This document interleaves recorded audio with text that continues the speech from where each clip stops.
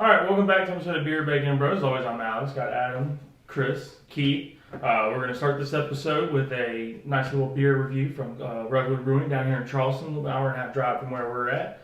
But before we get into that, make sure you like, comment, and subscribe to the channel. It helps us grow, helps us just engage with you guys. Comment, let us know what you think about this beer if you've had it, or if you have any other beers from the area that you think are your favorites, let us know.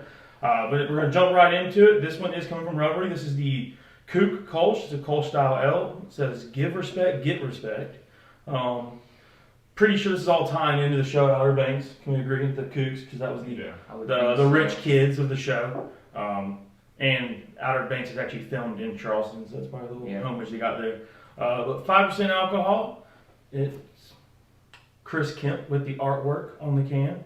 Pretty good artwork by Chris. It's a nice can design. Got a nice government warning on there for you, but nothing else really about what the beer is. Just that it's a KOLSCH. No story time for us this week? Mm-mm. No story time. I made sure to touch the top of it with my poopy hands. Awesome. Yeah. You didn't wash my hands. That's really what we like. It gives it a little extra flavor. I'm just helping your immune system, that's all it is. You could be telling the truth. I think we're running out of soap in there anyways. Man, don't be saying that again. No, on camera, bro. Is Rev your favorite? Like, you lived in Charleston for 4 years. Is Rev your favorite brewery down there? Yes, without a doubt. Atmosphere's always been cool. They now, they've added. Rooftop's incredible. Yeah.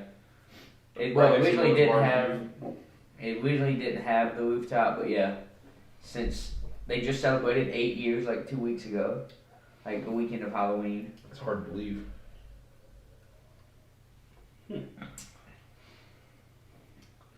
Still be a KOLSCH.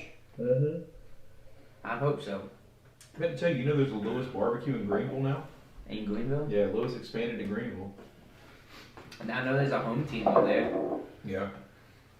I think Alex didn't like it. Yeah, Alex hated it. I mean, it's pretty simple. There's nothing there's crazy not much about to it. it. It's just a typical KOLSCH.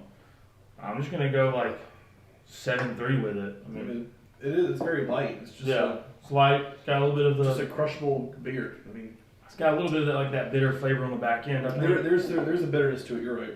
I feel like this should be a little more poppy though, like a little more refreshing almost. Kind of like gives you like a pop in your tongue when you drink it. Yeah, like it's just cold, cool, refreshing, crisp. Yeah, crisp. Yeah. Yeah, and I feel like it's just missing it. Like when I think of KOLSCH, I think of River Rat. I think of Coast Brewing down there in Charleston. Also has a really, really high rated KOLSCH. River Rat's KOLSCH is pretty good, yeah. And both of them have just a little bit more depth of flavor and more of like a refreshing pop to it. This is a lot of. I'm getting more of that bitterness on the end, like.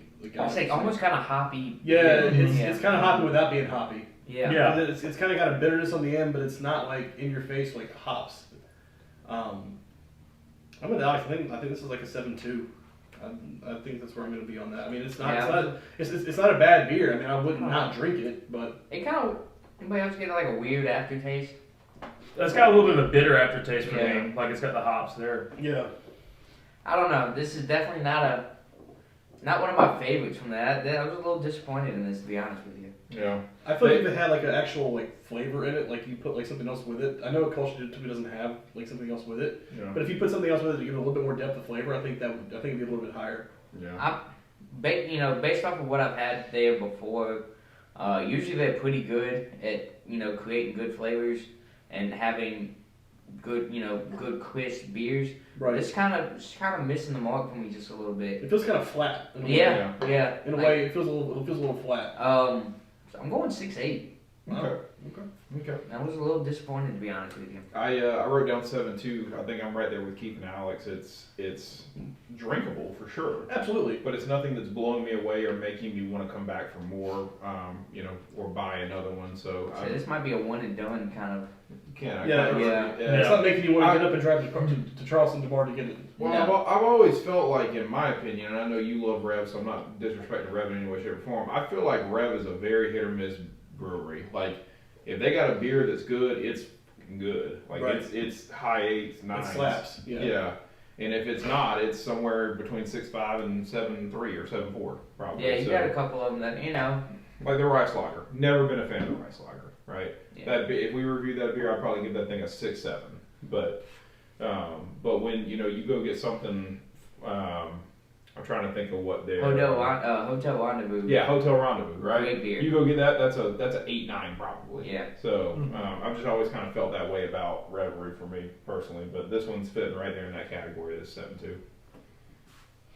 Right. Yeah. All right, 7-2, 7-2, 7-3, 6-8. That was the Revelry Kook. KOLSCH, and that's a review.